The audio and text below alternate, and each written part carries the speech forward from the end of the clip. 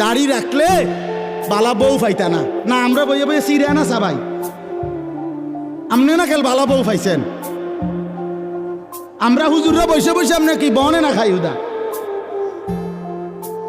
কি বলেন আপনি এগুলো? এই সমস্ত বাজে কথার কোনো অর্থ আছে কি বলেন না কেন? শয়তানের ধোঁকা ছাড়া আর কিচ্ছু না, নফসের ধোঁকা ছাড়া আর কিচ্ছু না। কেন ছেড়ে দিবেন আল্লাহর নবীর সুন্নাত? হাসরের ময়দানে কেমনে দাঁড়াইবেন বাপ? নবীজি সাল্লাল্লাহু আলাইহি সাল্লাম জিজ্ঞেস করবে, উম্মত 23টা বছরে আমি তোর কাছে ইসলাম বুঝাবার জন্য পিঠটা ঝাঁঝরা করে ফেলেছি তায়েফের পাথরের আঘাতে। আমি পেটে 2টা পাথর বাঁধছি ক্ষুধার কষ্টে। আমি দান দান শহীদ করেছি উহুদের ময়দানে। আমার এত কষ্ট, এত রক্ত, আমার এত চোখের পানি, আমার দিবারাত্রির এত কান্না, বিনিময়ে তুমি এটা কি নিয়ে আসলে? তখন কি বলবেন? কি বলবেন বাবা?